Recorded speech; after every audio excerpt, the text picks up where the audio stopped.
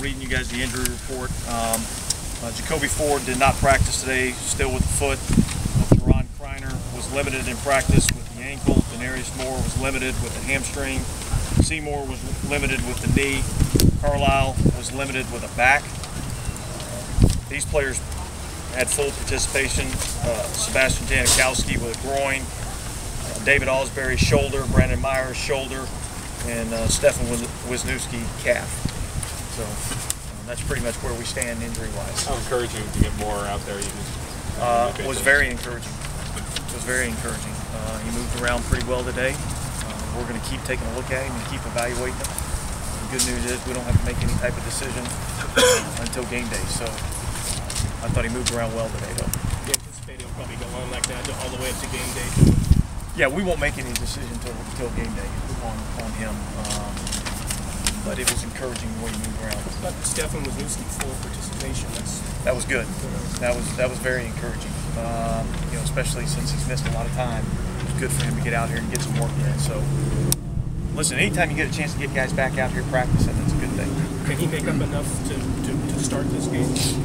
Well, we'll see. We're going to evaluate, just like everything else. We'll evaluate him as he goes throughout the week, and we'll put the best player that gives us a chance to win the game on Monday. We'll do that every week. How did Hagan look out there, and can his time here last year help him at all, or has too much changed? Well, he's got a little familiarity with the people. Right. The system's different, but I thought for first day out here in a new system, I thought he would get some good things. So that was encouraging.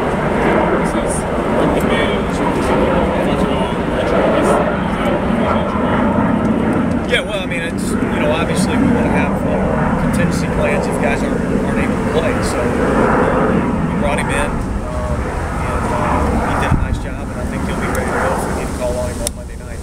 Spoke to the other day. He was hoping to get an update this week. He was back to the doctors. Did you guys get anything? We haven't gotten any update on him. It's basically still the same, and we'll see where he's at later in the week.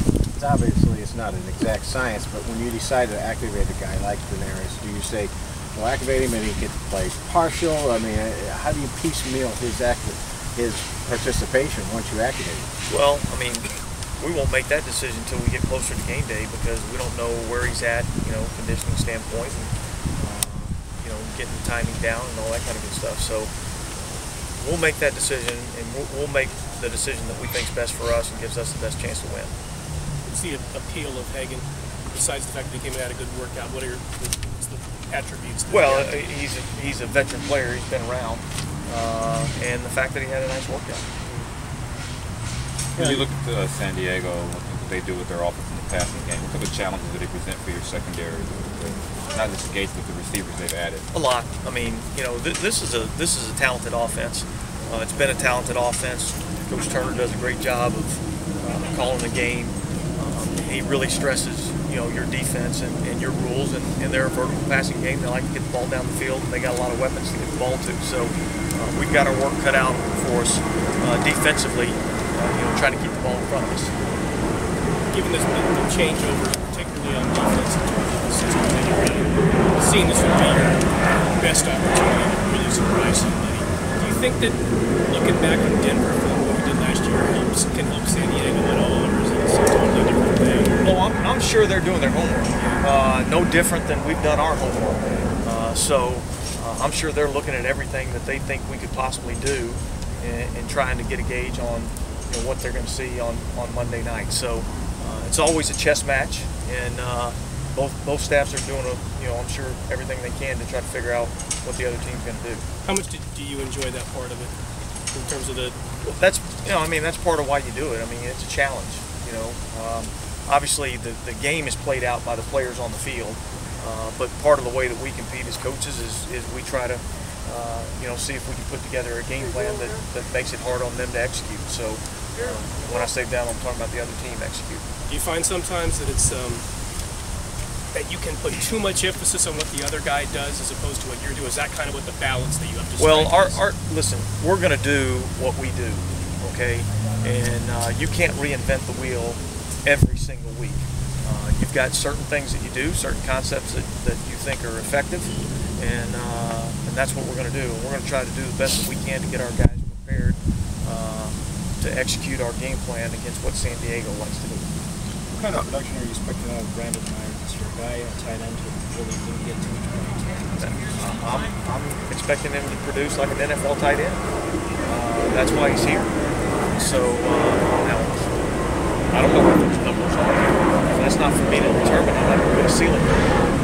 But I expect him to play like an NFL tight end. That's what he is. How excited are you to get this underway finally after all the preseason, the training camp, and the time you got hired? I mean, this must be a pretty exciting moment for you coming up. Well, it's not about me. It's about this team. It's about this organization. I think all of us are excited about getting started, getting a chance to play on Monday night, and you know, this is what you put all the time and effort and all the work into to get to these games, and that's why we do it.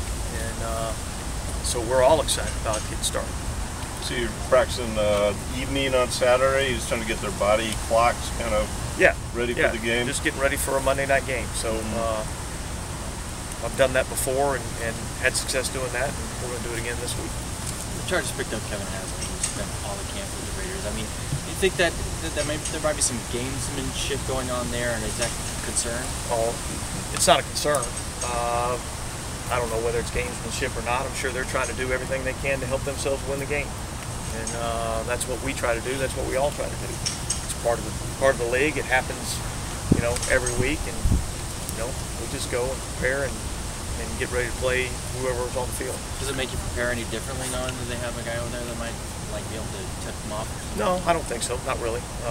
We're gonna play against the defensive players that they put on the field from an offensive perspective, and we're going to play against the offensive players they put on the field from a defensive perspective. So, you know, I don't know that it really changes a whole lot as far as what we do preparation-wise. Is there any? Darren will be playing their first regular season game together at the same time as Raiders. What does you've seen them together obviously in the off season and through the preseason. How much better can Darren make Carson and vice versa? Well, I think we all feed off of each other. I think you know, Carson can make the wide receivers, the tight ends, the backs, the fullbacks, he can make them better. The offensive line can make those same people better. We all feed off of each other, and the more good players that we can have out on the field, the better we're all going to be. So the fact that we got those two guys out there together is a good thing.